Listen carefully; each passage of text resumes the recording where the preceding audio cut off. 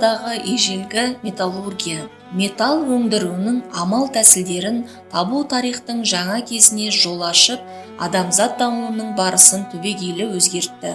Сан алуан металл кендеріне бай қазақ жері металлургия пайда болған алғашқы орталықтардың бірі.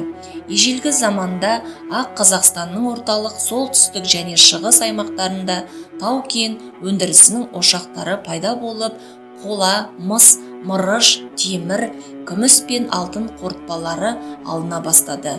Ата-бабаларымыз жаңа, неғұрлым берік металдар өндіру ісін дамытып, олардың жедел технологиялық ілгерілеріне жол ашты.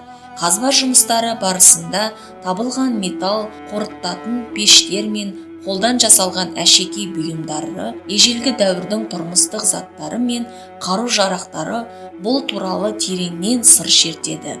Осының бәрі ежелгі замандарда біздің жеріміздегі дала өркениеті технологиялық тұрғыдан қаншалықты қарқынды дамығанын көрсетеді.